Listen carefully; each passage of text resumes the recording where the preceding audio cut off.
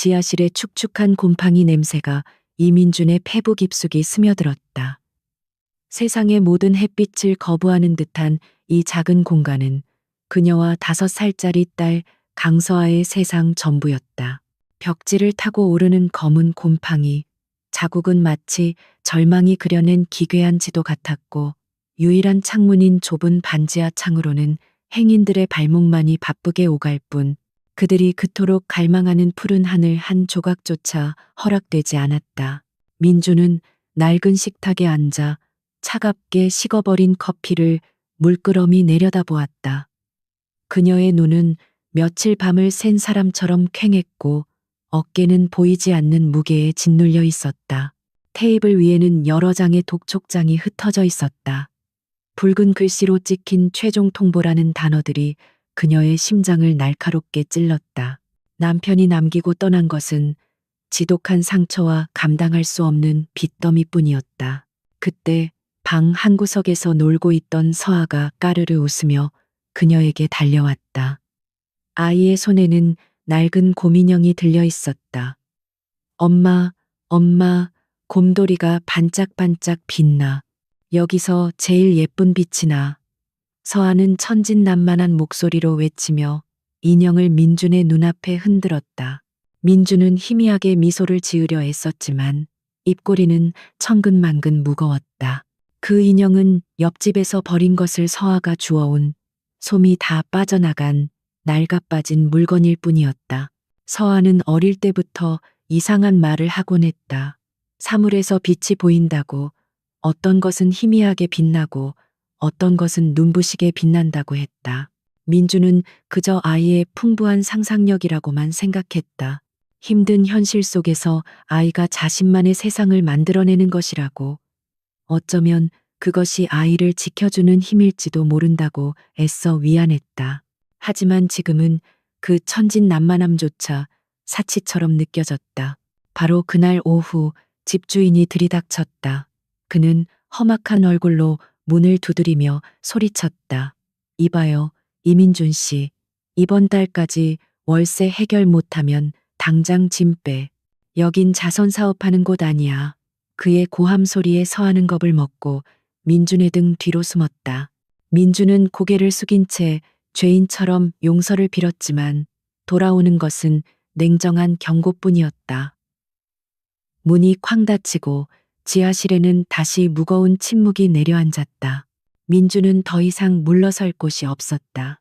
그녀는 닥치는 대로 아르바이트를 했지만 아이를 돌보며 할 수 있는 일은 제한적이었고 버는 돈은 이자와 월세를 감당하기에 턱없이 부족했다. 친구들에게 빌린 돈도 이미 한계에 다다랐다. 그녀는 텅 빈 지갑을 열어보았다. 구겨진 1,000원짜리 몇 장과 동전 몇 개가 전부였다. 이것이 그녀와 딸의 다음 며칠을 버텨야 할 생명줄이었다. 절망감이 온몸을 휘감을 때 등 뒤에 숨어있던 서아가 그녀의 옷자락을 잡아당겼다. 엄마, 저 아저씨는 빛이 하나도 없어. 까만 연기만 나와. 무서워. 아이의 속삭임은 민준의 귀에 그저 공포에 질린 아이의 넋두리로만 들렸다. 그녀는 서아를 끌어안고 등을 토닥여 주었다. 괜찮아, 괜찮아. 엄마가 다 해결할게. 하지만 무엇을 어떻게 해결해야 할지 전혀 알 수 없었다. 그날 밤 민주는 잠들지 못했다. 서아의 고른 숨소리를 들으며 그녀는 뜬 눈으로 밤을 지새웠다. 이 아이를 어떻게 지켜야 할까? 이 어둡고 축축한 지하실에서 벗어나 따뜻한 햇볕이 드는 곳에서 살게 해주고 싶었다. 맛있는 음식을 마음껏 먹이고 예쁜 옷을 사주고 다른 아이들처럼 걱정 없이 웃게 해주고 싶었다.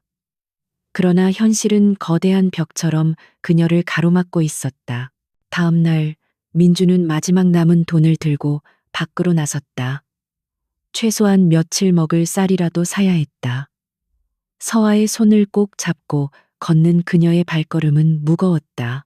시장으로 가는 길목에는 낡은 물건들을 바닥에 펼쳐놓고 파는 작은 풍물시장이 열려 있었다. 온갖 잡동사니들이 주인을 기다리고 있었지만 민준의 눈에는 그저 쓰레기 더미로 보일 뿐이었다. 그녀는 시장을 그냥 지나치려 했다. 하지만 바로 그 순간 서아가 갑자기 걸음을 멈추고 한쪽을 가리켰다. 아이의 눈이 평소와는 다르게 커다랗게 뜨여 있었다. 엄마, 저기 봐. 엄청나게 밝은 빛이야. 무지개처럼 반짝여. 서아는 흥분을 감추지 못하고 소리치며 민준의 손을 끌었다. 민준은 마지못해 아이가 이끄는 곳으로 시선을 돌렸다. 그곳에는 낡고 먼지 쌓인 가구들 사이에 녹슨 철제 상자 하나가 놓여 있었다. 누가 봐도 버려진 고물이었다. 표면은 긁히고 찌그러져 있었고 자물쇠는 오래전에 망가졌는지 굳게 닫혀 있었다. 민주는 한숨을 내쉬었다. 서아야, 그냥 낡은 상자일 뿐이야. 우리 갈 길 가자. 그녀는 아이의 손을 다시 잡고 돌아서려 했다. 하지만 서아는 막무가내였다. 아이는 상자 앞으로 달려가 작은 손으로 먼지를 닦아내며 연신 감탄사를 내뱉었다. 아니야, 엄마. 진짜야. 다른 것들은 다 깜깜한데 이것만 혼자서 해님처럼 빛나고 있어. 너무너무 예뻐. 아이의 목소리는 너무나 확신에 차 있었고 그 눈빛은 한치의 거짓도 없이 맑고 투명했다. 민주는 순간 말문이 막혔다. 그녀는 다시 한번 그 낡은 상자를 쳐다보았다. 여전히 그것은 고철 덩어리에 불과했다. 하지만 딸의 간절한 눈빛이 그녀의 마음을 흔들었다. 어차피 이제 더 잃을 것도 없었다. 빚쟁이들에게 쫓겨 길바닥에 나앉기 직전이었다. 이 아이의 터무니없는 이야기에 한번 속아주는 것이나 절망 속에서 그냥 주저앉는 것이나 무슨 차이가 있단 말인가. 상자를 팔고 있는 노인은 꾸벅꾸벅 졸다가 민준이 관심을 보이자 귀찮다는 듯이 눈을 떴다. 그거? 그냥 고물이야. 안에 뭐가 들었는지도 몰라. 열리지도 않고. 그냥 가져가려면 10,000원만 줘. 10,000원. 민준의 지갑에 있는 전 재산과 맞먹는 돈이었다. 그 돈이면 쌀 몇 킬로그램과 라면 몇 봉지를 사서 며칠은 더 버틸 수 있었다. 민준의 마음속에서 격렬한 갈등이 일어났다. 이성과 본능이 치열하게 싸웠다. 현실은 그녀에게 당장 먹을 것을 사라고 소리치고 있었지만 딸의 확신에 찬 눈빛은 보이지 않는 무언가에 대한 기대를 품게 했다. 어쩌면 아주 만약에 이번 한 번만은 아이의 세상이 현실이 될 수 있지 않을까. 믿져야 본전이라는 생각이, 아니, 본전조차 없는 상황이라는 자조 섞인 체념이 그녀를 지배하기 시작했다. 그녀는 결심했다. 떨리는 손으로 지갑에서 꼬깃꼬깃한 지폐들을 모두 꺼내 노인에게 건넸다. 이거 살게요. 노인은 돈을 받아들고는 귀찮다는 듯이 손을 휘저었다. 그녀는 결심했다. 민주는 무거운 철제 상자를 두 팔로 힘겹게 들어 올렸다. 생각보다 훨씬 무거웠다. 그녀는 상자를 품에 안고 다른 한 손으로는 서아의 손을 꼭 잡았다. 집으로 돌아오는 길은 천리길처럼 멀게 느껴졌다. 쌀을 사지 못했다는 불안감과 말도 안 되는 짓을 저질렀다는 자책감이 그녀를 짓눌렀다. 하지만 옆에서 걷는 서아는 세상을 다 가진 듯 행복한 표정이었다. 아이는 연신 상자를 올려다보며 말했다. 엄마, 이제 우리 부자 되는 거야? 이 상자가 그랬어. 민주는 아무 대답도 할 수 없었다. 지하실로 돌아온 민주는 상자를 바닥에 내려놓았다. 쿵 하는 소리가 축축한 공간을 울렸다. 그녀는 망치를 가져와 굳게 닫힌 상자의 낡은 경첩 부분을 내리치기 시작했다. 몇 번의 시도 끝에 삐걱거리는 소리와 함께 상자 뚜껑이 겨우 열렸다. 민주는 긴장된 마음으로 숨을 죽인 채 상자 안을 들여다보았다. 상자 안에는 낡은 천에 쌓인 무언가가 들어있었다. 먼지가 자욱하게 피어올랐다. 그녀는 조심스럽게 천을 걷어냈다. 그 속에서 모습을 드러낸 것은 오래된 도자기들이었다. 표면에는 정교한 문양이 새겨져 있었지만 군데군데 이가 빠지고 흙먼지가 묻어 있어 볼품없어 보였다. 민준의 심장이 차갑게 식었다. 역시나 아이의 환상에 노란한 바보 같은 짓이었다. 그녀는 허탈하게 웃으며 자리에 주저앉았다. 이제 정말 끝이었다. 마지막 희망마저 이렇게 어리석게 날려버렸다. 눈물이 핑 돌았다. 그때 옆에서 상자 안을 들여다보던 서아가 손가락으로 도자기 중 하나를 가리켰다. 엄마, 이거야. 이 항아리 빛이 제일 강해. 다른 건 그냥 그런데 이것만 특별해. 서아가 가리킨 것은 여러 도자기 중에서도 가장 작고 눈에 띄지 않는 백자 항아리였다. 다른 것들과 마찬가지로 흙먼지를 뒤집어 쓰고 있었지만 어딘지 모르게 균형 잡힌 형태가 눈길을 끌었다. 민주는 마지막 지푸라기라도 잡는 심정으로 그 작은 항아리를 꺼내 들었다. 그리고 옷소매로 표면의 흙먼지를 조심스럽게 닦아내기 시작했다. 먼지가 닦여나가자 숨겨져 있던 순백의 속살이 드러났다. 달빛을 머금은 듯 은은하고 고요한 빛깔이었다. 그리고 항아리 밑바닥에는 작지만 선명한 낙관이 찍혀 있었다. 민주는 미술이나 역사에 대해 아는 것이 없었지만 그 낙관이 무언가 특별하다는 것을 직감적으로 느낄 수 있었다. 그녀의 심장이 다시 뛰기 시작했다. 다음 날 민주는 그 작은 항아리 하나만을 들고 시내의 고미술품 감정원을 찾아갔다. 허름한 차림새의 그녀를 본 감정사는 처음에는 무시하는 듯한 태도를 보였다. 하지만 그가 마지못해 항아리를 받아들고 돋보기를 통해 자세히 들여다보기 시작했을 때 그의 표정이 순식간에 변했다. 그의 눈이 믿을 수 없다는 듯이 커졌고 손은 미세하게 떨리고 있었다. 감정사는 잠시 말을 잇지 못하다가 떨리는 목소리로 입을 열었다. 이건 세상에, 이건 조선시대 분청사기입니다. 그것도 아주 희귀한 작품입니다. 이걸 어디서 구하셨습니까? 민주는 아무 말도 할 수 없었다. 그녀는 그저 감정사의 입만 멍하니 바라보고 있었다. 잠시 후 감정사는 정신을 차리고 조심스럽게 가격을 제시했다.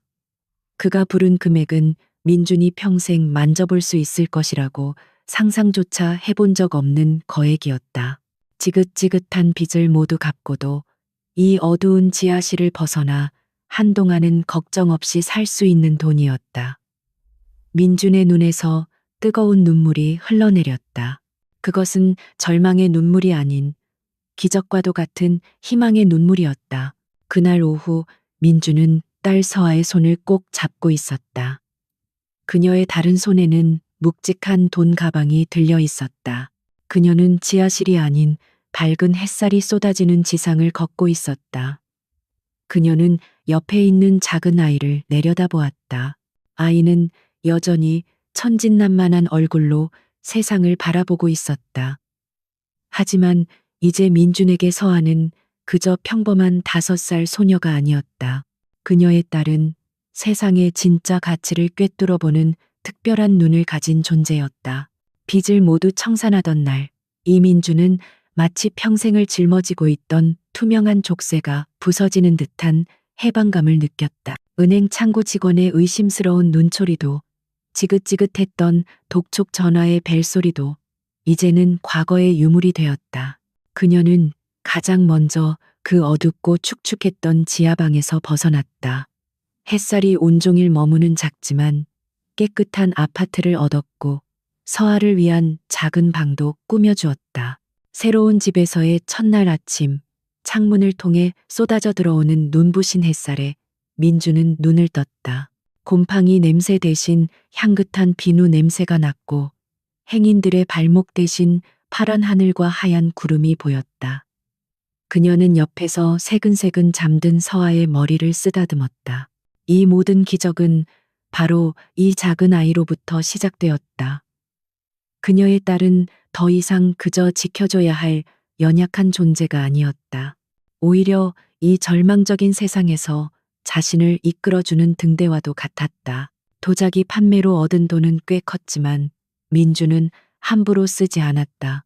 그녀는 빚을 갚고 새 집을 얻고 앞으로 몇 년간은 걱정 없이 살 수 있는 생활비를 제외한 나머지 돈을 은행에 그대로 두었다.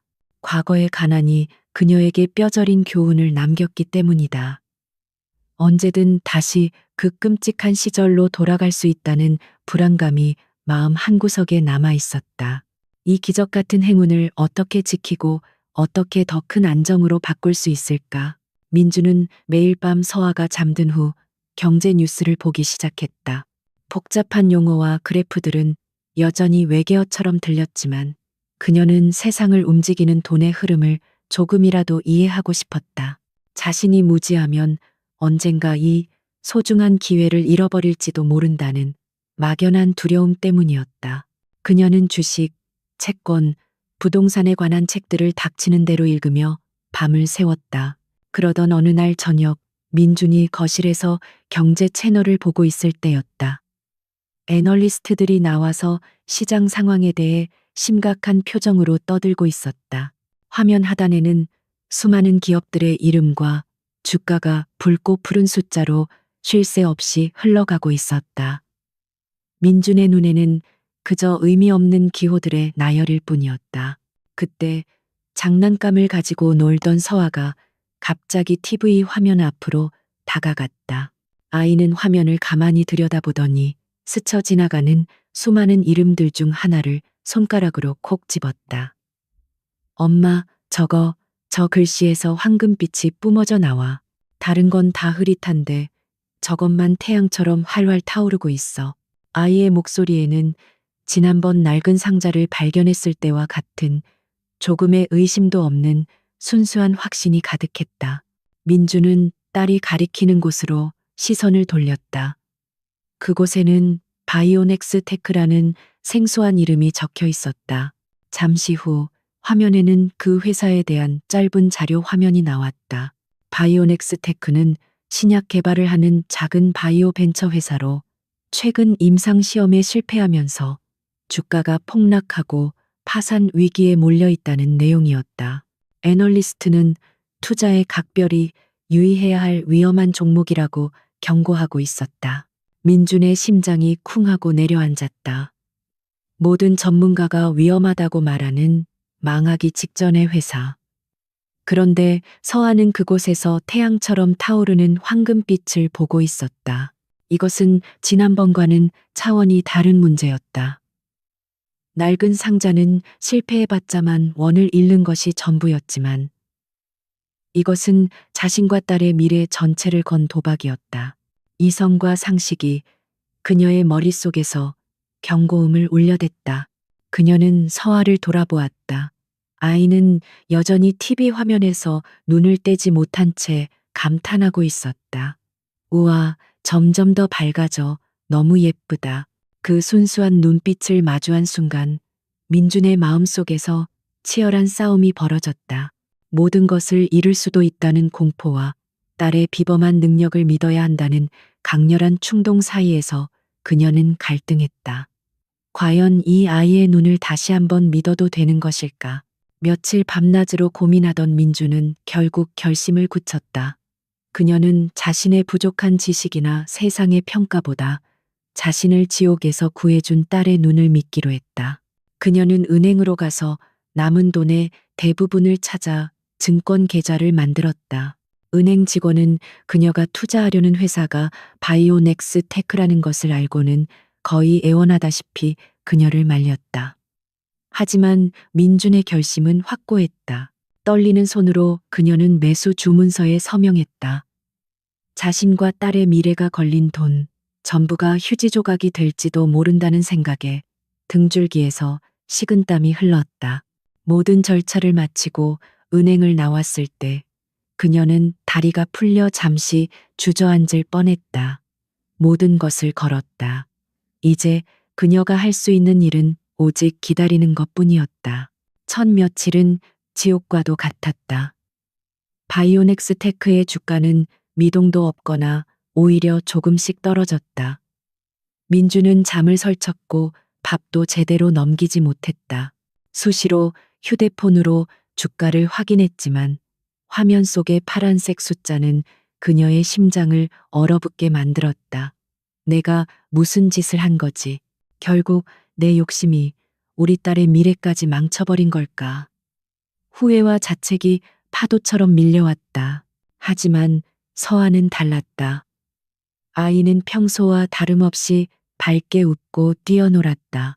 가끔 민준이 불안한 표정으로 휴대폰을 들여다보고 있으면 아이는 다가와서 이렇게 속삭였다. 엄마, 걱정하지 마. 황금빛이 아까보다 훨씬 더 커졌어. 이제 곧 터질 것 같아. 아이의 평온한 목소리는 민준의 불안한 마음을 조금이나마 진정시켜주는 유일한 위안이었다. 그리고 일주일이 지난 어느 날 아침, 기적은 예고 없이 찾아왔다. 아침 뉴스를 보던 민주는 자신의 눈을 의심했다. 긴급 속보라는 자막과 함께 바이오넥스 테크의 이름이 화면을 가득 채우고 있었다. 그들이 실패했다고 알려졌던 신약이 사실은 특정 유전자를 가진 희귀암 환자들에게 100%에 가까운 치료 효과를 보인다는 사실이 저명한 국제의학 저널을 통해 발표된 것이었다. 그것은 단순한 신약 개발 성공이 아니었다. 인류의 의학사를 새로 쓸 혁명적인 발견이었다. 발표가 나가자마자 전 세계의 거대 제약 회사들이 바이오넥스 테크를 인수하기 위해 천문학적인 금액을 제시하며 달려들었다. 세상이 발칵 뒤집혔다. 그리고 그 순간 증권 시장이 개장했다. 민주는 떨리는 손으로 휴대폰의 주식 앱을 열었다. 그녀가 본 것은 숫자가 아니었다. 그것은 수직으로 솟구치는 붉은색의 거대한 기둥이었다. 바이오넥스 테크의 주가는 개장과 동시에 폭등하기 시작했다. 상한가, 또 상한가. 며칠 동안 주가는 미친 듯이 치솟았고 거래가 정지되었다가 재개되기를 반복했다. 민주는 그저 멍하니 화면을 바라볼 뿐이었다. 계좌의 잔고 숫자는 그녀가 평생 세어본 적도 없는 단위로 불어나고 있었다. 처음에는 몇 억, 그리고 몇십억, 마침내 몇백억을 넘어섰다. 현실감이 느껴지지 않았다. 마치 다른 사람의 인생을 다룬 영화를 보고 있는 듯한 기분이었다. 모든 것이 잠잠해졌을 때 민주는 자신이 더 이상 지하방의 가난한 미혼모가 아니라는 사실을 깨달았다. 그녀는 이제 강남의 최고급 아파트를 몇 채나 살 수 있는 거부가 되어 있었다. 한 달 전만 해도 월세 독촉에 시달리던 그녀가 이제는 대한민국에서 손꼽히는 신흥 자산가 중 한 명이 된 것이다. 그날 밤 민주는 새로 이사 온 넓은 아파트의 거실에 서서 도시의 야경을 내려다보았다. 수많은 빌딩의 불빛들이 별처럼 반짝이고 있었다. 그녀는 뒤에서 자신을 껴안는 작은 온기를 느꼈다. 서아였다. 아이는 그녀의 허리를 꼭 껴안으며 말했다. 엄마, 이제 우리 세상에서 제일 행복한 거지? 민주는 딸을 품에 꼭 껴안았다. 뜨거운 눈물이 그녀의 뺨을 타고 흘러내렸다. 그녀는 이제 알 수 있었다. 서아의 눈에 보이는 것은 단순히 사물의 가치가 아니었다. 그것은 세상의 잠재력, 미래의 가능성 그 자체였다. 그리고 자신은 그 위대한 빛을 현실로 만들어낼 책임이 있는 사람이었다. 이것은 단순한 부의 시작이 아니었다. 거대한 운명의 서막이었다. 금성그룹의 본사 70층에 위치한 회장실은 서울의 하늘을 개인 소유물처럼 거느리고 있었다. 바닥부터 천장까지 이어진 통유리창 너머로 도시의 마천루들이 장난감처럼 펼쳐져 있었고 그 모든 것을 최태환 회장은 무심한 표정으로 내려다보고 있었다. 그의 집무실에는 최고급 마호가니 책상과 의자 외에는 어떤 장식도 거의 없었다. 그 미니멀리즘은 공간을 채우는 압도적인 권위와 자신감의 또 다른 표현이었다. 최태환은 대한민국 재계를 주무르는 포식자였다. 그의 아버지가 피땀으로 일군 금성그룹을 물려받아 그는 무자비한 인수합병과 냉혹한 구조조정으로 그 규모를 몇 배나 불려놓았다. 그에게 기업은 유기체가 아니라 정복해야 할 영토였고 직원은 목적을 위한 부품에 지나지 않았다. 동정심이나 연민 같은 감정은 그의 사전에서 오래전에 지워진 단어였다. 그의 고요한 아침을 깬 것은 비서실장인 윤 이사의 등장이었다. 윤 이사는 최 회장의 그림자처럼 수족처럼 움직이는 인물로 그의 의중을 가장 정확하게 읽고 실행하는 사람이었다. 그는 정중하게 고개를 숙이며 얇은 태블릿 PC를 최 회장의 책상 위에 올려놓았다. 회장님, 최근 시장에서 가장 큰 이슈가 되었던 바이오넥스 테크 관련 최종 보고서입니다. 최태환은 시선도 돌리지 않은 채 코웃음을 쳤다. 그 망해가던 유령 회사 말인가? 운 좋게 신약 하나 터트린 것 가지고 뭘 그리 호들갑인지. 거품은 곧 꺼지게 되어 있어. 그에게 바이오넥스 테크의 성공은 그저 시장의 수많은 변수 중 하나일 뿐 그의 거대한 제국에 어떤 영향도 미치지 못하는 미미한 사건에 불과했다. 하지만 윤 이사는 물러서지 않고 말을 이었다. 문제는 그 신약이 아닙니다. 회장님, 그 회사의 주식을 폭락 직전에, 그것도 시장에 알려지지 않은 내부 정보가 발표되기 직전에 전략 매집한 단 한 명의 개인 투자자가 있다는 점입니다. 그제야 최태환은 흥미가 동했다는 듯 천천히 고개를 돌렸다. 그의 날카로운 눈이 윤 이사를 향했다. 개인이라고? 윤 이사는 태블릿 화면을 넘겨 계좌 정보를 띄웠다. 네, 그렇습니다. 이름은 이민준. 저희가 파악한 바로는 이 투자로 인해 그녀가 얻은 수익은 최소 수천억 원에 달합니다. 이것은 단순한 운으로 설명할 수 있는 수준이 아닙니다. 마치 모든 미래를 알고 있었다는 듯이 완벽한 타이밍에 들어왔다가 최고점에서 일부를 정리했습니다. 최태환의 미간에 희미한 주름이 잡혔다. 그의 세계에서 우연이란 존재하지 않았다. 모든 성공 뒤에는 치밀한 계획과 막강한 정보력, 그리고 보이지 않는 권력의 뒷받침이 있었다. 이민준이라. 들어본 적 없는 이름이군. 어느 가문 소속이지? 아니면 어느 정치인과 연결되어 있는 인물인가? 배우를 캐내봐. 이런 거물급 정보력을 가진 신인이 갑자기 나타났을 리가 없어. 분명 우리 경쟁사 중 하나가 내세운 위장 인물이거나 외국계 헤지펀드의 장기말일 것이다. 그의 지시는 당연한 것이었다. 최태환의 사고방식 속에서 이런 막대한 부를 거머쥘 수 있는 자격은 오직 자신과 같은 선택받은 이들에게만 주어지는 것이었다. 감히 이름도 없는 누군가가 자신의 영역을 침범하는 것을 그는 용납할 수 없었다. 그것은 그가 구축해온 세상의 질서를 어지럽히는 불쾌한 변칙이었다. 며칠 후 윤이사는 굳은 표정으로 다시 최 회장을 찾아왔다. 그의 보고는 최태환의 예상을 완전히 빗나가는 것이었다. 회장님, 믿기 어려우시겠지만 조사 결과 이민주는 그저 평범한 32살의 미혼모입니다. 불과 몇 달 전까지 지하 단칸방에서 월세 독촉에 시달리며 살았고 남편이 남긴 빚 때문에 신용불량자 직전까지 갔던 여자입니다. 최태환은 순간 자신의 귀를 의심했다. 그는 윤 이사가 건넨 자료를 빼앗듯이 받아들었다. 사진 속에는 수수하고 평범해 보이는 한 여자와 작은 여자아이의 모습이 있었다. 이 여자가 감히 대한민국 금융시장을 뒤흔들고 수천억을 손에 쥔 천재 투자자라고? 말도 안 되는 소리였다. 이것은 단순한 변칙이 아니었다. 그의 상식과 자존심에 대한 모욕이었다. 그의 얼굴이 차갑게 굳어졌다. 장난하는 건가, 윤 이사. 지하방 미혼모가 이런 정보를 어디서 얻는단 말인가. 이건 불가능해. 다시 조사해. 그녀 주변의 모든 인물, 통화 기록, 인터넷 접속 기록까지 샅샅이 뒤져. 하다못해 쓰레기통이라도 뒤져서 단서를 찾아내. 분명 무언가 있다. 그녀가 만난 사람, 그녀에게 정보를 준 자, 그 배우를 반드시 밝혀내. 최태환의 분노는 이민준이라는 개인에 대한 것이 아니었다.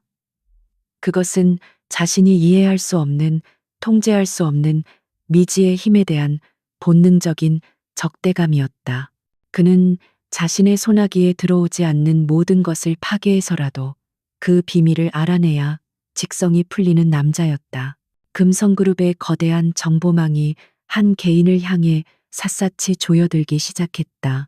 한편 이민주는 갑작스럽게 얻게 된 부와 세상의 관심 속에서 자신과 딸을 지킬 방법을 모색하고 있었다.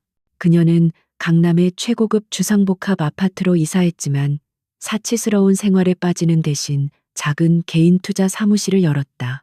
그녀는 회계사와 변호사를 고용했고 자신을 도와줄 소수의 인재를 신중하게 채용했다. 그녀가 가진 것은 돈뿐만이 아니었다. 미래를 보는 딸의 눈이 그녀의 가장 강력한 무기였다. 하지만 그녀는 불안했다. 바이오넥스 테크의 성공 이후 수많은 언론사와 금융기관에서 그녀에게 접촉해왔다. 그녀는 모든 인터뷰를 거절하고 철저히 자신을 숨겼지만 세상의 호기심은 집요했다. 그녀는 자신이 거대한 바다에 던져진 작은 조각배 같다고 느꼈다. 언제 어떤 파도가 닥쳐와 자신을 집어삼킬지 모른다는 공포가 그녀를 엄습했다. 그러던 어느 날 금성그룹의 자회사인 금성증권의 부사장이 직접 그녀의 사무실로 찾아왔다. 그는 매우 정중하고 세련된 태도로 그녀에게 접근했다. 그는 금성그룹의 VIP 고객이 되면 얻을 수 있는 수많은 혜택과 특권에 대해 설명하며 그녀의 자산을 자신들에게 맡겨달라고 제안했다. 표면적으로는 최고의 대우를 약속하는 파격적인 제안이었다. 민주는 그의 말을 조용히 듣고 있었다. 남자의 얼굴에는 선한 미소가 걸려 있었지만 민주는 본능적인 위화감을 느꼈다. 그때 사무실 한쪽에서 그림을 그리고 있던 서아가 고개를 들었다. 아이는 증권사 부사장을 잠시 쳐다보더니 갑자기 작은 손으로 코를 막았다. 그리고는 민준에게 달려와 작은 목소리로 속삭였다. 엄마, 저 아저씨한테서 까만 연기가 나와. 옛날에 우리 월세 받으러 왔던 아저씨랑 똑같은 냄새야. 서아의 그 한마디에 민준의 등골이 서늘해졌다. 아이의 눈에는 남자의 본질이 보이고 있었다. 저 온화한 미소 뒤에 숨겨진 탐욕과 악의, 그것이 까만 연기의 정체였다. 이것은 호의를 가장한 위협이자 탐색전이었다. 그들은 그녀의 비밀을 캐내기 위해 혹은 그녀를 자신들의 통제하에 두기 위해 접근한 것이 분명했다. 민주는 표정 하나 바꾸지 않고 부드럽지만 단호한 목소리로 그의 제안을 거절했다. 관심을 보여주셔서 감사합니다만 저는 제 자산을 직접 운용할 계획입니다. 그녀의 거절에 부사장의 눈썹이 미세하게 꿈틀거렸다. 그는 미소를 잃지 않았지만 그의 눈빛은 순간 차갑게 변했다. 그는 알 수 없는 경고가 담긴 말을 남기고 돌아갔다. 이민준 대표님, 이 바닥은 혼자서 항해하기에는 너무나 험난한 곳입니다. 부디 현명한 판단을 내리시길 바랍니다. 그가 떠나자마자 민주는 자신이 보이지 않는 거대한 적의 레이더망에 포착되었음을 직감했다. 금성그룹, 대한민국에서 그 이름을 모르는 사람은 없었다. 그들은 단순한 대기업이 아니었다. 정치, 경제, 언론을 아우르는 거대한 권력 그 자체였다. 그런 그들이 왜 자신에게 관심을 보이는 것일까? 그녀는 자신의 성공이 누군가의 심기를 건드렸다는 것을 깨달았다. 이제 더 이상 물러설 곳이 없었다. 싸우거나 아니면 모든 것을 빼앗기거나 둘 중 하나뿐이었다. 금성증권 부사장이 다녀간 후 이민준의 사무실에는 무거운 침묵이 감돌았다. 그녀는 더 이상 자신의 성공이 단순한 행운의 결과물이 아니며 이제는 그 행운에 대한 혹독한 대가를 치러야 할지도 모른다는 사실을 직감했다. 최태환과 금성그룹. 그 이름은 대한민국에서 거역할 수 없는 권력의 동의어였다. 그들은 먹잇감을 발견한 상어처럼 피냄새를 맡고 그녀의 주변을 맴돌기 시작한 것이다. 혼자서는 결코 이 거대한 포식자에게 맞설 수 없었다. 그날 밤 민주는 잠든 서아의 얼굴을 보며 굳게 결심했다. 도망치거나 숨는 것은 답이 아니었다. 그들은 그녀가 약해질 때까지 혹은 실수를 저지를 때까지 결코 포기하지 않을 것이다. 그렇다면 방법은 하나뿐이었다. 공격이 최선의 방어라는 말처럼 그녀 역시 자신만의 성을 쌓고 군대를 키워야 했다. 아무도 무너뜨릴 수 없는 견고한 요새를 빛으로 만들어진 철옹성을 구축해야 했다. 그녀의 전략은 이전과는 완전히 달라져야 했다. 바이오넥스 테크처럼 단 하나의 종목에 모든 것을 거는 방식은 너무나 위험했다. 한 번의 성공은 세상을 놀라게 했지만 또 다른 성공은 적들의 표적이 될 뿐이었다. 이제는 단발적인 투자가 아닌 서로를 지지하고 성장시키는 유기적인 사업 생태계를 만들어야 했다. 그녀에게는 남들이 보지 못하는 미래의 가치를 꿰뚫어보는 서아의 눈이 있었다. 그것이 그녀의 가장 강력한 무기이자 설계도였다. 새로운 전략의 첫 번째 단계는 기술이었다. 민주는 서아와 함께 여러 기술 관련 박람회와 연구소의 자료들을 검토하기 시작했다. 그녀는 서아에게 복잡한 기술 보고서들을 그림책처럼 보여주었다. 서아야, 이 중에서 가장 예쁘게 빛나는 그림이 어떤 거야? 서아는 수많은 로고와 제품 사진들 사이를 작은 손가락으로 짚어가며 마치 숨은 그림 찾기를 하듯 빛을 찾아냈다. 그러던 중 서아의 손가락이 한 작은 로봇의 사진 위에서 멈췄다. 엄마, 이 꼬마 로봇에서 무지갯빛이 나와. 그리고 여기서 나온 빛나는 실들이 다른 그림들이랑 다 연결되어 있어. 팽이처럼 빙글빙글 돌아. 서아가 가리킨 것은 로보트론이라는 작은 스타트업이 만든 인공지능 보행 로봇이었다. 로보트론은 뛰어난 기술력을 가졌음에도 불구하고 자금난으로 파산 직전에 몰려 있었다. 민주는 즉시 로보트론의 연구소를 찾아갔다. 허름한 공장지대에 위치한 연구소는 절망적인 분위기로 가득했다. 젊은 연구원들은 며칠 밤을 샌 듯 퀭한 얼굴로 모니터 앞에 앉아 있었다. 하지만 그들의 눈빛 속에는 아직 꺼지지 않은 열정의 불꽃이 남아 있었다. 민주는 그들에게 파격적인 조건을 제시했다. 회사의 경영권을 인수하는 대신 부채를 모두 해결해주고 연구개발에 필요한 모든 자금을 무제한으로 지원하겠다는 것이었다. 그리고 가장 중요한 것, 경영에는 일절 간섭하지 않고 오직 기술 개발에만 집중할 수 있도록 완벽한 자율성을 보장하겠다는 약속이었다. 로보트론의 대표와 연구원들은 처음에는 그녀를 믿지 못했다. 하지만 그녀의 진심 어린 눈빛과 그들의 기술적 잠재력을 정확히 짚어내는 통찰력의 마음을 열기 시작했다. 계약이 체결되던 날 그들은 감격의 눈물을 흘렸다. 이민주는 단지 돈으로 회사를 산 것이 아니었다. 그녀는 꺼져가던 천재들의 꿈을 사들였고 그 대가로 절대적인 충성을 얻었다. 서아가 보았던 빛나는 실들은 바로 이 기술이 미래의 수많은 산업과 연결될 무한한 가능성이었던 것이다. 요새를 구축하기 위한 두 번째 기둥은 땅, 즉 부동산이었다. 민주는 서울의 지도를 펼쳐놓고 서아에게 물었다. 우리 딸, 이 넓은 그림에서 어디가 제일 반짝거려? 앞으로 사람들이 제일 많이 모일 곳이 어디일까? 서아는 지도를 한참 들여다보더니 서울 외곽의 한 지역을 손으로 넓게 가리켰다. 그곳은 과거에 공장들이 밀집해 있다가 지금은 모두 떠나버린 오염된 토양 때문에 누구도 거들떠보지 않는 버려진 땅이었다. 여기야, 엄마.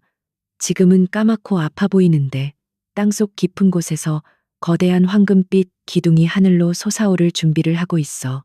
도시의 모든 반짝이는 길들이 다 이쪽으로 오고 싶어 해. 부동산 전문가들은 모두 고개를 저었다. 환경 정화 비용만 해도 천문학적인 액수가 들어갈 것이며 개발 가치는 전무하다는 평가였다. 하지만 민주는 망설이지 않았다. 그녀는 자신의 이름으로 세운 페이퍼 컴퍼니들을 통해 그 지역의 땅을 헐값에 조용히 사들였다. 사람들은 거액을 벌어 돈 쓰는 법을 모르는 졸부가 어리석은 짓을 한다고 비웃었다. 마지막으로 그녀에게는 이 모든 것을 운용할 사람이 필요했다. 그녀는 금융계의 인물 정보를 샅샅이 뒤졌다. 그러다 금성증권에서 최근 불명예스럽게 해고된 한 남자의 기사를 발견했다. 그의 이름은 박진우. 그는 최태원 회장이 추진하던 무리한 해외 자원개발 프로젝트의 위험성을 경고하는 보고서를 올렸다가 최 회장의 눈밖에 나서 쫓겨난 인물이었다. 업계에서는 그를 너무 정직해서 탈인 바보라고 불렀다. 민주는 박진우의 사진을 서아에게 보여주었다. 서아는 사진을 보자마자 눈을 동그랗게 떴다. 우와, 이 아저씨는 몸에서 아주 맑고 강한 파란 빛이 나. 거짓말을 못하는 빛이야. 그리고 머리 위에서는 하얀 지혜의 빛이 반짝여. 민주는 박진우에게 직접 연락했다. 재기의 기회조차 얻지 못하고 절망에 빠져 있던 박진우는 처음에는 경계했지만 민준의 비전을 듣고는 깊은 감명을 받았다. 그녀는 돈이나 명예가 아닌 올바른 방식으로 세상을 이기는 그림을 제시했다. 박진우는 최태환에게 복수하기 위해서가 아니라 자신의 신념을 증명하기 위해 민준의 손을 잡았다. 그는 그녀의 충실한 오른팔이 되어 그녀가 사들인 빛나는 자산들을 관리하고 엮어내는 지휘자 역할을 맡게 되었다. 이 모든 일들이 물밑에서 조용히 진행되는 동안 최태환 회장은 윤이사로부터 이민준의 동향을 보고받고 있었다. 망해가는 로봇 회사나 사고, 오염된 폐공장 부지나 사들이고 있다. 역시 운 좋게 돈 번 졸부의 한계가 보이는군. 제 발로 무덤을 파고 있어. 최태환은 경멸하듯 웃었다.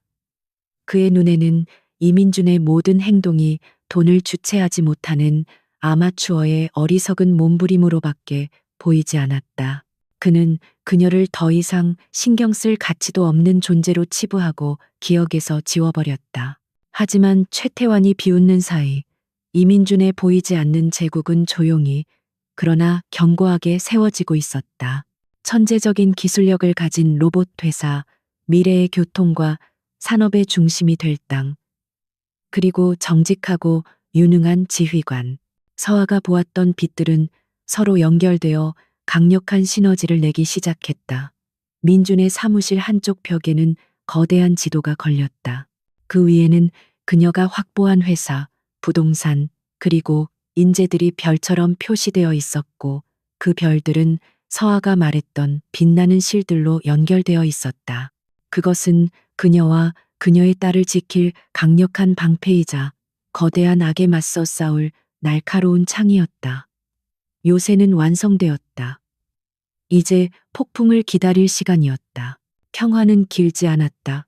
이민준이 조용히 자신만의 제국을 건설하고 있는 동안 그녀가 헐값에 사들였던 버려진 땅에 대한 정부의 신도시 개발 계획이 공식적으로 발표되었다. 서울 외곽에 오염된 폐공장 부지가 최첨단 기술과 친환경 주거 공간이 어우러진 미래형 스마트 시티의 심장부로 지정된 것이다. 그 발표가 나온 순간 대한민국의 모든 부동산 투자자들과 기업들은 경악을 금치 못했다. 그 땅의 새로운 주인이 이민준이라는 사실이 알려지자 세상은 다시 한번 발칵 뒤집혔다. 그녀의 이름이 모든 뉴스의 헤드라인을 장식했다. 사람들은 더 이상 그녀를 운 좋은 졸부라고 부르지 않았다. 그들은 경외와 의심이 뒤섞인 눈으로 그녀를 바라보았다. 어떻게 그녀는 정부의 극비 계획을 미리 알고 있었단 말인가. 그녀의 뒤에는 상상을 초월하는 정치적 배경이 있는 것이 분명하다는 소문이 파다하게 퍼졌다. 금성그룹 최태환 회장의 집무실. 그는 자신의 눈앞에 놓인 보고서를 믿을 수 없다는 듯이 노려보고 있었다. 그가 쓰레기 땅이라 비웃었던 바로 그곳이 이제 대한민국에서 가장 뜨거운 황금의 땅으로 변해 있었다. 그는 자신이 그저 지하방 출신의 미혼모라고 무시했던 여자에게 완벽하게 허를 찔렸다는 사실을 깨달았다. 그것은 단순한 사업적 손실이 아니었. 그의 자존심, 그의 명예, 그의 안목에 대한 정면 도전이자 참을 수 없는 모욕이었다. 그의 얼굴에서 모든 표정이 사라졌다. 차가운 분노가 그의 혈관을 타고 흘렀다. 윤희사. 그의 목소리는 얼음처럼 차가웠다. 지금부터 우리가 가진 모든 수단을 동원해 언론, 금융, 정치, 모든 것을 이민준이라는 이름을 이 땅에서 깨끗이 지워버려. 감이나 최태환을 능멸한 대가가 무엇인지 뼈저리게 느끼게 해줘. 그의 눈은 사냥감을 포착한 맹수처럼 번뜩였다. 더 이상 탐색전은 없었다. 이것은 선멸전이었다. 폭풍은 예고 없이 시작되었다.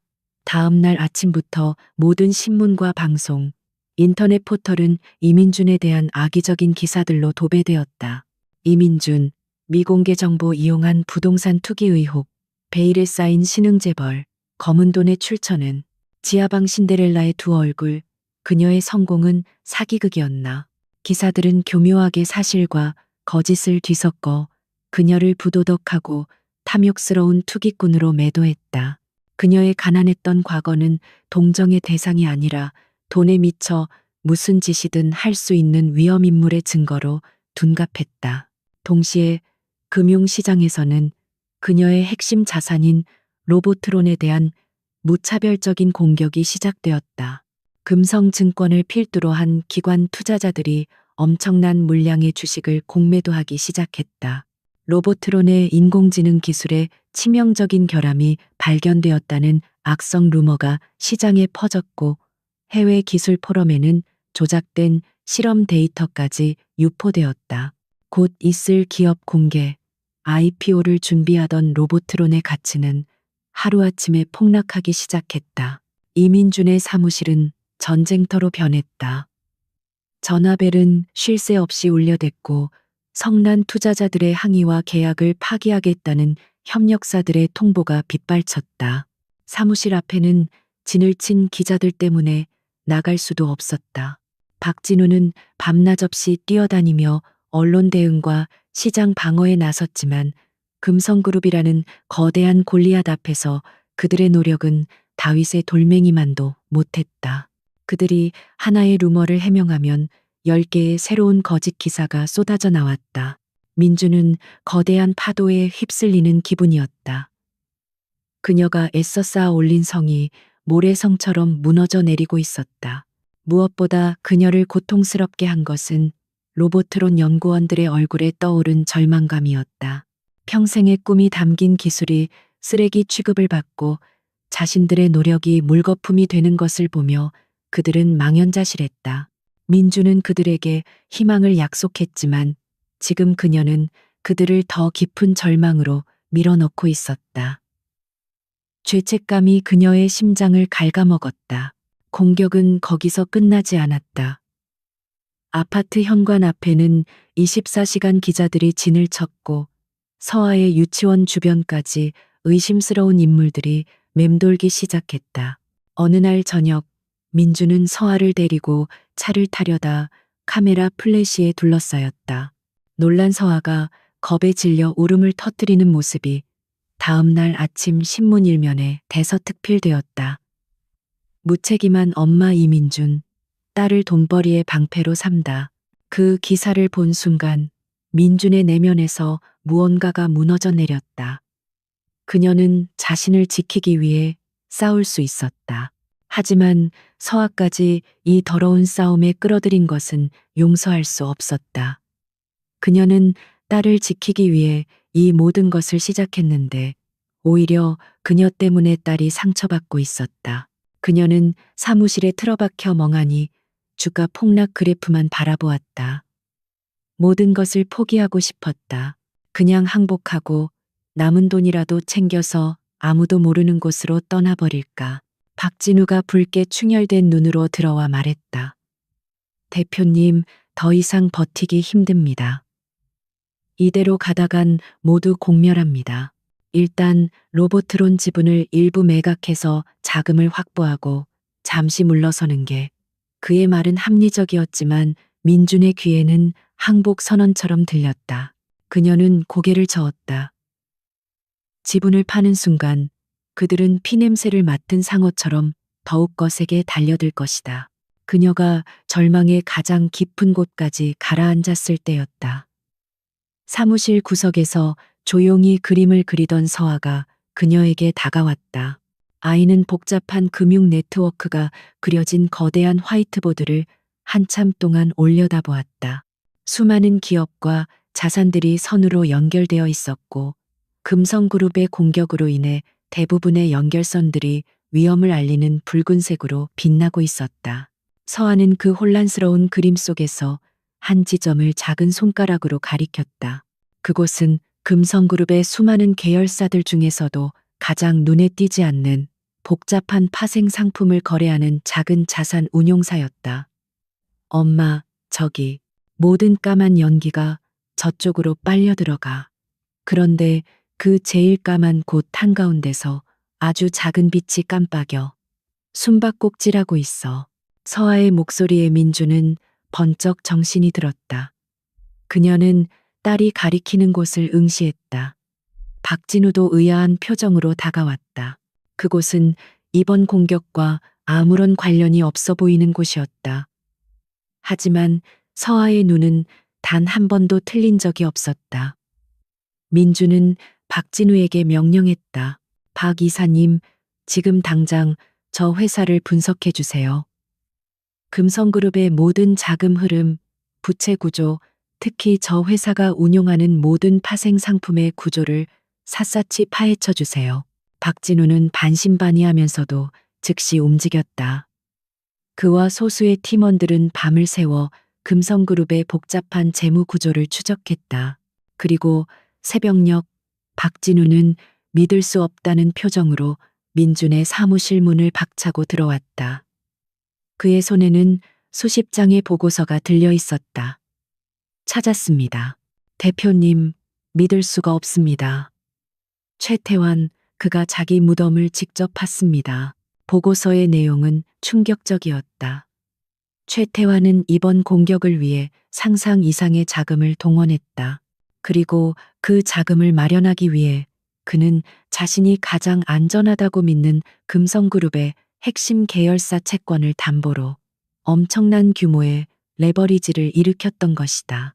서아가 가리킨 바로 그 자산 운용사를 통해 시장의 눈을 피해 극도로 복잡한 구조의 파생 상품을 만들어냈다. 이 구조는 평상시에는 막대한 수익을 주지만 특정 조건이 충족되면 담보로 잡힌 모든 것을 한꺼번에 무너뜨리는 치명적인 약점을 가지고 있었다. 최태환은 자신의 승리를 너무나 확신한 나머지 제국의 심장에 스스로 시한폭탄을 설치한 것이었다. 서아가 본 까만 연기는 그의 탐욕과 오만이었고 숨바꼭질하는 작은 빛은 바로 그 폭탄을 터뜨릴 수 있는 유일한 스위치였다. 민준의 눈에서 절망의 그림자가 사라졌다. 그 자리에는 차가운 분노와 강철 같은 결의가 서렸다. 이제 반격의 시간이었다. 이민준의 사무실은 더 이상 절망의 공간이 아니었다. 그곳은 이제 거대한 제국을 무너뜨리기 위한 가장 정교한 전쟁 지휘 본부로 변해 있었다. 화이트보드 위를 가득 채웠던 붉은색 경고 표시들은 하나둘씩 지워졌고 그 자리에는 금성그룹의 복잡한 지배 구조와 자금 흐름을 분석한 새로운 도표들이 그려졌다. 그 중심에는 서아가 발견한 숨바꼭질하는 작은 빛, 즉 최태환의 치명적인 아킬레스건이 선명하게 표시되어 있었다. 박진우는 며칠 밤을 샌 사람이라고는 믿기지 않을 정도로 활력이 넘쳤다. 그는 최태환의 오만함이 스스로 만들어낸 함정의 구조를 분석하며 경탄을 금치 못했다. 이건 예술입니다, 대표님. 그는 자신이 절대로 진리 없다고 확신했기 때문에 실패했을 경우에 안전장치를 단 하나도 만들어두지 않았습니다. 이 파생 상품 구조는 금성그룹의 핵심 계열사 주가가 특정 수준 이하로 떨어지지 않는다는 전제하에 설계되었습니다. 만약 그 선이 무너지면 연쇄적인 마진콜이 발생하며 모든 것을 집어삼키는 블랙홀이 될 겁니다. 민주는 차갑게 식은 커피를 입으로 가져가며 말했다. 그럼 우리가 할 일은 분명하군요. 그가 가장 안전하다고 믿는 바로 그 지점을 무너뜨리는 거예요.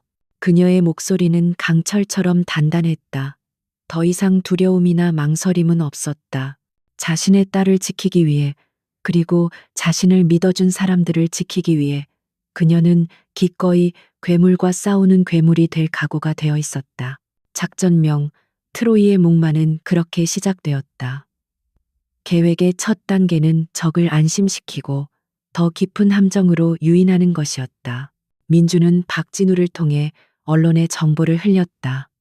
이민준 대표, 경영 위기로 인해 핵심 자산 로보트론의 지분 20%를 블록딜로 긴급 매각 결정. 시장은 즉각 반응했다. 이것은 명백한 백기투항의 신호였다.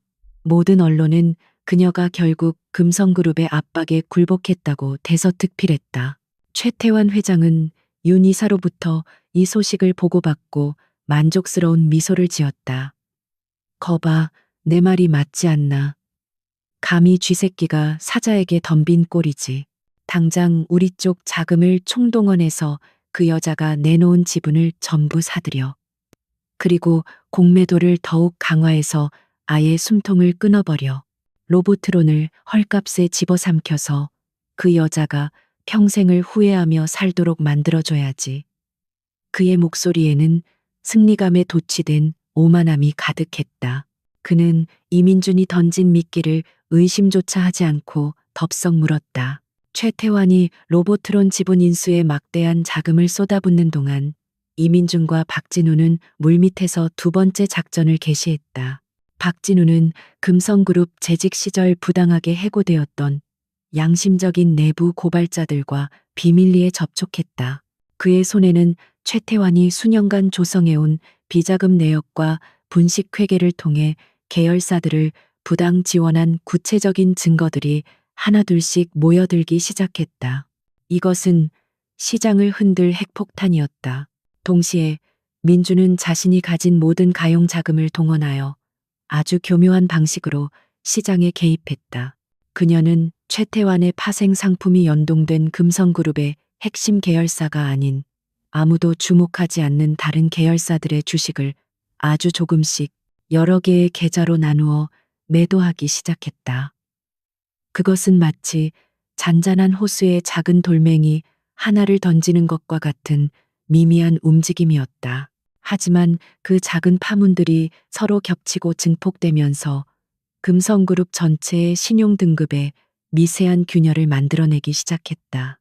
결전의 날이 밝았다. 그날 아침 박진우는 자신이 확보한 모든 증거 자료를 가장 신뢰할 수 있는 독립 언론사에 넘겼다. 그리고 정확히 오전 9시 주식시장이 개장하는 그 순간 금성그룹 최태환 회장 수조원대 비자금 및 배임 혐의라는 제목의 단독 기사가 터져 나왔다. 시장은 그야말로 아비규환에 빠졌다. 대한민국 재계 1위 그룹 총수의 비리 의혹은 그 어떤 악재보다도 강력했다. 투자자들은 공황 상태에 빠져 금성그룹 관련 주식을 닥치는 대로 내던지기 시작했다. 어제까지 철옹성처럼 보였던 금성그룹의 주가는 단 몇 분 만에 폭포수처럼 쏟아져 내렸다. 바로 그 순간 민준이 계획했던 두 번째 공격이 시작되었다. 미리 약속된 신호에 따라 해외의 한 신용평가사는 금성그룹의 신용 등급 전망을 안정적에서 부정적으로 하향 조정했다. 이것은 민준이 지난 며칠간 만들어낸 미세한 균열에 밝힌 거대한 쐐기였다. 신용 등급 하향은 최태환이 설계한 파생 상품의 치명적인 스위치를 누르는 마지막 열쇠였다. 최태환의 집무실, 그는 자신의 눈앞에 펼쳐진 광경을 믿을 수가 없었다.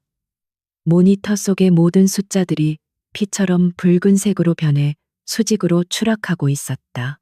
그의 제국이 실시간으로 붕괴하고 있었다. 이게 무슨 일이야? 당장 주가 방어해. 무슨 수를 써서라도 막아. 그는 미친 사람처럼 소리쳤지만 이미 두근 터져버린 후였다. 그리고 마침내 올 것이 왔다. 그가 가장 안전하다고 믿었던 투자은행으로부터 전화가 걸려왔다. 마진콜이었다. 주가 폭락으로 인해 담보 가치가 증거금 유지 수준 이하로 떨어졌으니 즉시 수조 원에 달하는 추가 증거금을 입금하라는 통보였다. 하지만 그는 이미 로보트론 인수의 모든 실탄을 소진한 상태였다. 그에게 그런 거액의 현금은 없었다. 말도 안 돼. 이건 함정이야. 이민준. 그 계집의 짓이야. 최태환은 그제야 모든 것을 깨달았다. 자신이 승리에 도취되어 춤을 추는 동안 발밑에서는 거대한 지옥문이 열리고 있었던 것이다. 이민준의 지분 매각은 항복이 아니라 자신을 파멸시키기 위한 완벽한 유인책이었다. 그는 자신의 오만함이라는 감옥에 갇혀 스스로 사형 집행 버튼을 누른 꼴이었다. 그가 할 수 있는 것은 아무것도 없었다. 마진콜을 이행하지 못하자 은행은 담보로 잡고 있던 금성그룹 핵심 계열사의 주식을 시장에 강제로 내다 팔기 시작했다. 이는 불타는 집에 기름을 붓는 격이었다. 주가는 끝없이 추락했고 금성그룹의 시가총액은 단 하루 만에 수십조 원이 증발해버렸다. 한때 대한민국을 호령하던 거대한 제국은 그렇게 허무하게 단 하루 만에 무너져 내렸다. 같은 시각 이민준의 사무실. 그녀는 창밖으로 펼쳐진 도시의 풍경을 조용히 내려다보고 있었다. 박진호와 직원들은 환호성을 지르며 서로를 얼싸안았지만 그녀의 얼굴은 이상할 정도로 평온했다. 이것은 복수가 아니었다. 생존을 위한 싸움이었고 정의를 위한 선택이었다. 그때 서아가 다가와 그녀의 손을 꼭 잡았다. 아이는 TV 화면 속에서 망연자실한 표정으로 검찰에 소환되는 최태환의 모습을 가리키며 말했다. 엄마, 저 아저씨 몸에서 나오던 까맣고 무서운 연기가 다 없어졌어. 이제 아무 빛도 없어. 민주는 딸을 품에 안았다. 이 모든 것의 시작이었던 작은 아이. 세상의 가치를 꿰뚫어 보던 그 신비한 눈동자가 결국 거대한 악의 제국을 무너뜨린 것이다. 그녀는 이제 더 이상 지하방의 연약한 여인이 아니었다. 그녀는 빛의 힘으로 어둠을 이겨낸 새로운 시대의 여왕이었다. 그리고 그 옆에는 세상을 바꿀 힘을 가진 작은 공주가 함께하고 있었다. 금성그룹의 붕괴는 단순한 한 기업의 몰락이 아니었다. 그것은 대한민국 경제 지도를 뒤흔든 거대한 지각 변동이었다. 최태환이라는 절대 권력자가 쌓아올린 탐욕의 제국이 무너지자 그 아래에 억눌려 있던 수많은 문제들이 화산처럼 터져나왔다. 수만 명의 직원들은 하루아침에 직장을 잃을 위기에 처했고 수백 개의 협력업체들은 연쇄부도의 공포에 떨었다. 시장은 혼돈에 빠졌고 모두가 다음 파국을 기다리며 숨을 죽였다. 모두의 시선은 이 거대한 폭풍의 눈 이민준에게로 쏠렸다. 그녀가 과연 어떤 선택을 할 것인가. 사람들은 그녀가 승자의 권리를 누리며 금성의 잔해를 다른 하이에나들에게 던져주고 유유히 떠날 것이라고 예상했다. 혹은 최태환이 그랬던 것처럼 새로운 포식자가 되어 몰락한 제국을 집어삼킬 것이라고 예측하는 이들도 있었다. 그러나 그녀의 선택은 그 모든 예상을 뛰어넘는 것이었다. 이민주는 침묵을 깨고 공식 기자회견을 열었다. 수백 개의 카메라 플래시가 터지는 단상 위에선 그녀는 더 이상 과거의 불안에 떨던 미혼모가 아니었다. 그녀의 목소리는 차분했지만 그 안에는 누구도 거역할 수 없는 강한 힘이 실려 있었다. 그녀는 금성그룹의 경영권을 인수하되 그것을 해체하거나 사유화하는 것이 아니라 완전히 새로운 기업으로 재창조하겠다고 선언했다. 금성그룹은 지난 수십 년간 대한민국 경제의 성장을 이끌어왔지만 그 과정에서 생긴 어두운 그림자 또한 외면할 수 없습니다. 저는 이 그림자를 걷어내고 금성을 기술과 사람이 중심이 되는 투명하고 건강한 기업으로 다시 태어나게 할 것입니다. 단 한 명의 직원도 부당하게 일자리를 잃는 일은 없을 것이며 모든 협력업체와의 관계는 상생의 원칙 위에서 재정립될 것입니다. 그녀의 선언은 충격 그 자체였다. 그녀는 복수의 칼날을 거두고 대신 구원의 손길을 내밀었다. 그녀는 박진우를 구조조정 본부장으로 임명하고 과거 최태환의 독단적인 경영 아래에서 부당하게 해고되었던 유능한 인재들을 다시 불러 모았다. 새로운 경영진은 썩은 부위를 도려내되 건강한 세포는 살리고 더욱 강하게 만드는 대수술에 착수했다. 최태환의 비자금으로 운용되던 불필요한 사업들은 모두 정리되었고 그 자금은 미래기술, 특히 로보트론과의 시너지를 낼 수 있는 인공지능과 바이오 산업에 집중적으로 투자되었다. 과정은 험난했지만 변화는 분명했다. 직원들은 더 이상 총수의 눈치를 보는 대신 자신의 아이디어를 자유롭게 내놓기 시작했고 협력업체들은 갑질의 공포에서 벗어나 동등한 파트너로서 존중받았다. 이민주는 결코 전면에 나서서 군림하지 않았다. 그녀는 최고의 전문가들에게 정권을 위임하고 그들이 마음껏 능력을 펼칠 수 있는 판을 만들어주는 조용한 조율자의 역할을 했다. 그녀의 리더십 아래 금성이라는 이름 앞에는 부패한 재벌이라는 꼬리표 대신 혁신과 상생이라는 새로운 수식어가 붙기 시작했다. 이 모든 과정 속에서 그녀의 자산은 기하급수적으로 불어났다. 스마트 시티 개발 프로젝트의 성공과 재탄생한 금성그룹의 가치 폭등은 그녀를 아시아를 넘어 세계 최고의 여성 부호 자리로 올려놓았다. 언론은 그녀를 마이더스의 손, 기업계의 구원자라 칭송했지만 그녀는 그런 화려한 칭호에 흔들리지 않았다. 그녀에게 중요한 것은 돈의 액수가 아니라 그 돈으로 무엇을 할 수 있느냐였다. 시간이 흘러 모든 것이 안정된 어느 화창한 봄날 오후, 민주는 경기도 외곽에 위치한 새 집의 넓은 정원에 앉아 있었다. 지하의 곰팡내 대신 흙과 풀의 향기가 바람을 타고 실려왔다. 그녀의 앞에는 푸른 잔디밭이 펼쳐져 있었고 그 위에서 이제 7살이 된 서아가 나비를 따라 즐겁게 뛰어놀고 있었다. 그 모습은 그녀가 절망 속에서 그토록 꿈꿔왔던 평화로운 풍경이었다. 대표님, 요청하신 자료입니다. 박진우가 다가와 서류철을 건네며 미소를 지었다. 그는 이제 금성그룹의 핵심 계열사 사장이 되어 있었지만 여전히 민준을 처음 만났을 때처럼 깍듯하게 대했다. 민주는 서류를 잠시 들여다본 후 고개를 끄덕였다. 그녀가 설립한 공익재단이 지원하는 소아 희귀병 연구소의 진행 보고서였다. 박진우는 뛰어노는 서아를 흐뭇하게 바라보며 말했다. 서아 아가씨는 정말 특별합니다. 가끔 저 아이를 보고 있으면 마치 세상의 모든 정답을 알고 있는 것 같은 기분이 듭니다. 민주는 따뜻한 눈길로 딸을 바라보며 조용히 웃었다. 그렇죠. 저 아이는 저의 모든 것이자 저의 나침반이니까요. 박진우가 돌아간 후 민주는 서아를 불렀다. 땀을 흘리며 달려온 서아는 자연스럽게 엄마의 무릎에 앉았다. 민주는 딸의 머리카락을 부드럽게 쓸어 넘기며 물었다. 우리 딸, 요즘은 세상이 어떻게 보여? 아직도 반짝이는 것들이 많이 보여? 서아는 잠시 고개를 갸웃거리더니 환하게 웃으며 대답했다. 네, 그런데 전이랑은 좀 달라요. 아이는 작은 손가락으로 주변을 가리키기 시작했다. 엄마를 보면 세상에서 제일 따뜻하고 커다란 햇님 빛이 나요. 진우 아저씨한테서는 믿음직스러운 파란 하늘빛이 보이고 저기 로보트론 연구소 쪽에서는 똑똑한 별님들이 반짝이는 빛이 보여요. 그러더니 서하는 민준의 가슴에 작은 손을 얹었다.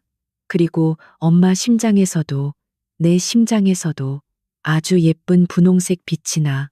우리가 같이 웃을 때마다 이 빛이 더 커져요. 아이의 눈에는 더 이상 돈이나 성공의 가치를 나타내는 황금빛이 보이지 않았다. 그 대신 아이의 눈은 행복, 신뢰, 사랑과 같은 돈으로 살 수 없는 세상에 가장 소중한 가치들이 내는 따스한 빛깔들로 가득 차 있었다. 민주는 딸을 힘껏 껴안았다. 뜨거운 눈물이 뺨을 타고 흘렀지만 그것은 더 이상 슬픔이나 고통의 눈물이 아니었다. 깊은 감사와 벅찬 행복의 눈물이었다. 그녀는 마침내 깨달았다. 서아의 능력은 단순히 불을 발견하는 힘이 아니었다. 그것은 세상에 숨겨진 진정한 가치, 즉 사람의 잠재력과 마음의 선함을 꿰뚫어보는 위대한 선물이었던 것이다. 그리고 자신은 그 빛을 현실로 피워낼 정원사로서 선택받았을 뿐이었다. 5살 소녀는 세상의 가치를 단번에 알아보았고 엄마를 세계 최고의 부자로 만들었다. 하지만 그들이 함께 이룬 가장 위대한 기적은 돈으로 쌓아 올린 부의 제국이 아니었다. 그것은 절망의 잿더미 속에서 피워낸 사랑과 신뢰로 지어진 그들만의 따뜻한 왕국이었다. 정원 위로 부서지는 눈부신 햇살 속에서 새로운 시대의 여왕과 그녀의 작은 공주는 서로를 마주보며 세상에서 가장 행복한 미소를 지었다.